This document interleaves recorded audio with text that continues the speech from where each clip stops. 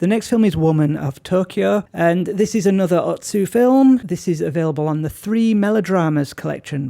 This is a 5 out of 10.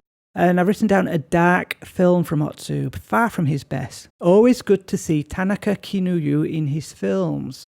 There's evidence here of Otsu moving towards his styles that he would use in later films. The next film is Bosko in Person. We're back with Warner Animations, Black and White Animations. Again, Volume 6 of the Golden Collection. 3 out of 10. Like I said, Bosko's not great. Not great Looney Tunes. That is pretty basic. That's it. That's all I've written down.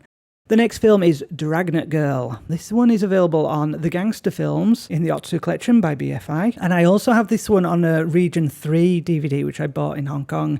The Hong Kong version doesn't have any sound attached to it at all, so I used to play my own music over the top of it. The BFI version does have music written for it. I have given this an 8 out of 10, so it's his best film so far. And I've written down really good Otsu silent, some nice comic touches, simple story, excellent leading lady with Tanaka Kinoyu, who appeared in his last film as well.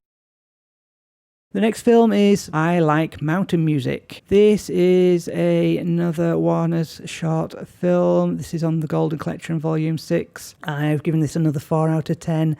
Magazine covers come to life, become well used by the Warner cartoons. This isn't too bad. Next film is Shuffle Off to Buffalo. This is another Warner short, also on Volume 6 of the Golden Collection, a 3 out of 10. This one has a commentary by Jerry Beck. He does some quite good commentaries. He's very informative about the animations. I've written down some imaginative stuff in the Merry Melodies film, a musical film seeing newborn babies sent out by storks. Next film, The Dish Ran Away with the Spoon, another Warner short, also on Volume 6, 4 out of 10. This one, an interesting short where the dishes come to life in a kitchen.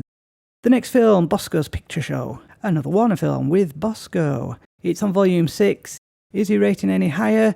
Yes, he's got 5 out of 10. This one, I've written, Bosko shows films which include Marx Brothers parodies, Laurel and Hardy parody, Hitler chasing a Jewish actor of the time, and Bosko may or may not say, the dirty fuck. Interesting. Also, the final Bosko film for Warner's.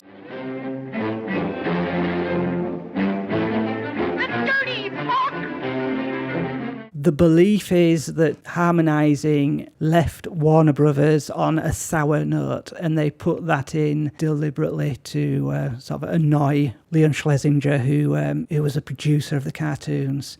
Considering this is the last Bosko film, this is a possibility. The next film is Where in the Money. This is a Warner short. This is on Volume 6. This is a 4 out of 10, and I've written down toys come to life in a shop in time to Where in the Money. And the next film is Buddy's Day Out, and this is on Volume 6 of Disc 3. And with the loss of Bosko, they created a new character called Buddy. Buddy is quite hated, I think, among Looney Tunes fans for being an incredibly dull character, and I've even given this a 3 out of 10. Buddy's first film as a replacement for Bosko. Buddy goes on a car journey. Next film, I've Got to Sing a Torch Song. This is on Volume 5. This is a 3 out of 10. I've not written anything for this one. The next film is Duck Soup. This is by the 4 Marx Brothers. This is a comedy musical, available on the Marx Brothers DVD collection. Again, it's been re-released.